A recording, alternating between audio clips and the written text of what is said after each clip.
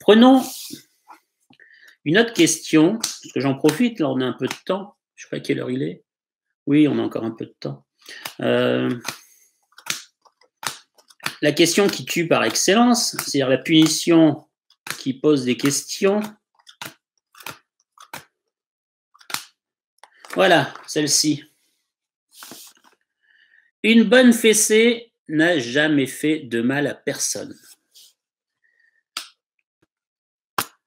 Ah ah! Punition par excellence, la fessée. Je vous invite tout de suite à relire la phrase que Yazid a mis en avant. Selon les récents travaux sur la motivation, renforcer un comportement, alors renforcer, on est bien d'accord que ça peut être négativement ou positivement, ne va pas forcément impliquer d'augmenter la fréquence de ce comportement. Alors moi, j'ai un peu étudié le sujet, voilà, un peu comme le docteur Raoult actuellement, sur une population de 24 patients que j'ai pu avoir, non, en tout cas très peu, je n'ai pas fait une recherche globale, mais je pense qu'on n'a pas encore contredit par rapport à ces recherches, qui fait qu'on s'aperçoit que les parents qui donnent la fessée à leurs enfants pour leur faire comprendre qu'ils ont fait des bêtises, eh ben, ça n'empêche pas la récidive. En tout cas, le taux de récidive de la bêtise, avec ou sans fessée, eh ben, ne change pas. Ce qui veut dire que les parents qui donnent la fessée en se disant comme ça, il va bien comprendre qu'il ne va plus le faire, eh ben, sachez que ça ne change rien. L'important dans l'histoire n'est pas la punition que vous mettez en avant. Elle a beau être très dure, un enfant, voilà, c'est pas parce qu'il a la fessée qu'il va moins refaire la bêtise. On est dans le même cadre. On est dans le même cadre que la motivation, voilà. Et là, on est bien d'accord, c'est la question de pourquoi les enfants font des choses. Moi, quand je suis en consultation avec des nouveaux patients, avec des vieux patients aussi, mais avec les nouveaux patients, la première question que je me mets toujours en tête, c'est de me dire, bon, si l'enfant fait ce qu'on va me dire qu'il fait, voilà, problème de comportement, problème alimentaire, frapper les autres, mordre, se disputer avec ses parents, enfin tout ça, c'est qu'il y a une raison qui fait que l'enfant le fait.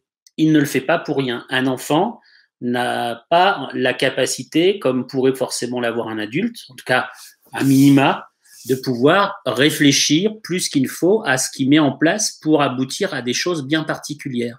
Bon, là, on serait vraiment dans des cas de problématiques qu'on peut peut-être trouver, alors que je trouve peut-être chez les enfants qui ont peut-être des hauts potentiels, parce que eux, justement, comme ils réfléchissent beaucoup trop vite, eux, ils ont une tendance à beaucoup intellectualiser, bien compliqué, mais chez les autres, un enfant qui va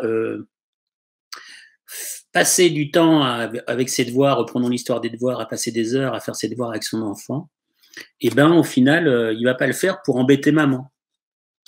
C'est pas son but. Son but n'est pas d'embêter maman.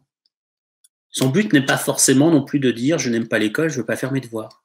Parfois, son but, et c'est là où parfois on découvre des choses intéressantes, c'est que parfois l'objectif de l'enfant, c'est avant tout de passer du temps avec ses parents. Et que si on découvre un peu la vraie raison qui implique le comportement et pas le point de vue particulier, c'est là où on va pouvoir commencer à mettre en place des choses qui vont aider l'enfant par la suite sur le plan psychologique.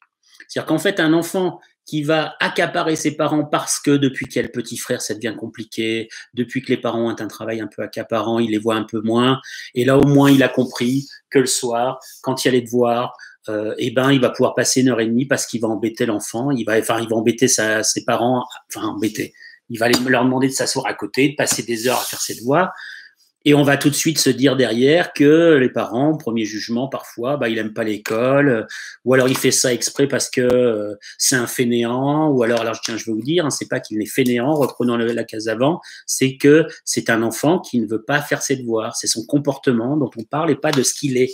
Donc je ne veux pas qu'on dise tu es un fainéant, je veux qu'on dise tu es un enfant qui ne fait pas beaucoup de choses, c'est différent, ou qu'on critique son comportement. Tout ça pour revenir comme avant, parce qu'en clair, un enfant fainéant, vous ne pourrez pas beaucoup le changer. Un enfant qui ne fait pas grand-chose, vous pourrez toujours l'aider à apprendre à faire plus de choses. Parce que voilà.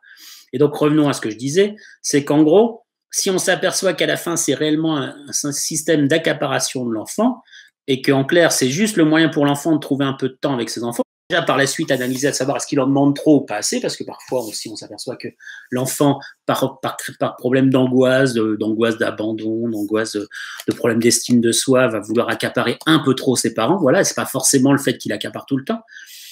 Voilà, et là on est déjà dans une autre motivation, c'est que là la motivation n'est pas d'accaparer son enfant, la motivation est de son estime de soi qui n'est pas bon et qui fait qu'il a besoin de quelqu'un à côté de lui pour se rassurer.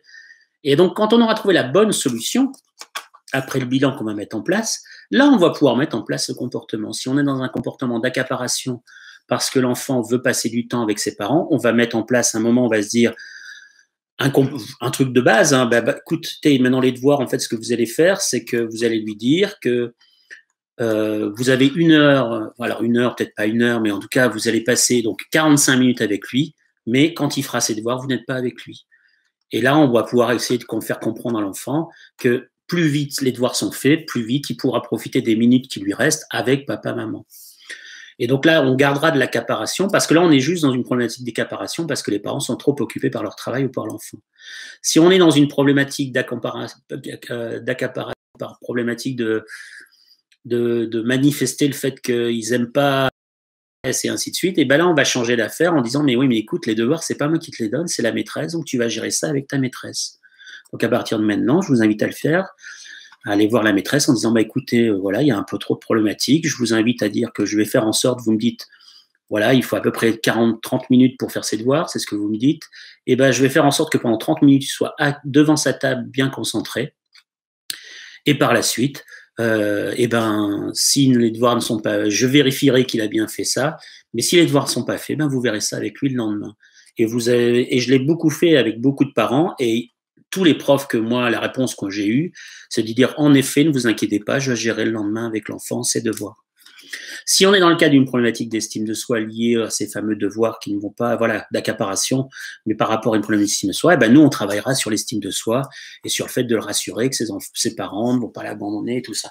Donc, en gros, là, vraiment, la question de base, quand on est dans une histoire d'un comportement qui, voilà, c'est aussi de se dire derrière qu'il faut trouver la vraie origine du problème. Et parfois, sur un seul cas, en clair là, je veux pas faire mes devoirs, je veux clairement rester à côté de moi pour faire mes devoirs, on a déjà à peu près 3 solutions, mais il y en a beaucoup plus que ça à régler derrière, avec des cas beaucoup plus particuliers.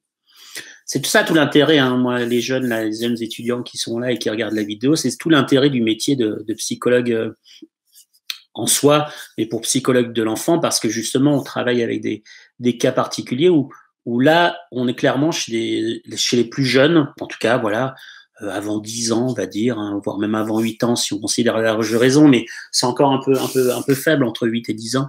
Avant 10 ans, avec des enfants qui vont réagir à une problématique personnelle, émotionnelle et tout le reste, sur un plan purement comportemental. Avant 6 ans, c'est évident, c'est tout le temps. L'enfant va réagir sur le plan comportemental. Voilà, en clair, il est énervé, il va crier, ou alors il est énervé, il va frapper. Voilà, ça va être comportemental. Après, ça diminue de plus en plus jusqu'à l'adolescence. Mais vers 7-8 ans, ça continue encore. C'est des enfants qui, quand ils ne vont pas bien, ils vont mettre des choses sur le plan du comportement. C'est pour ça que, même en ces temps actuels, je vous invite à repérer chez votre enfant tout changement de comportement. C'est le changement de comportement qui va faire en sorte que votre enfant va montrer qu'il va pas bien. C'est parce qu'il va manger plus ou moins. Voilà, on n'est pas forcément toujours dans le moins. Parce que votre enfant va manger plus ou moins qu'on va se poser la question de dire mais qu'est-ce qui se passe? C'est parce que votre enfant dormira plus ou moins.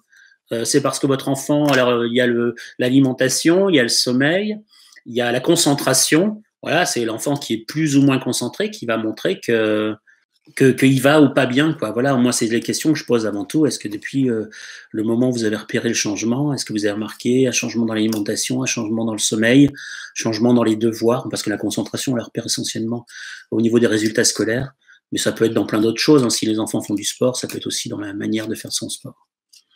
Donc tout ça pour revenir à la question de départ, une bonne fessée n'a jamais fait de mal à personne. La réponse c'est si, une fessée ça fait mal.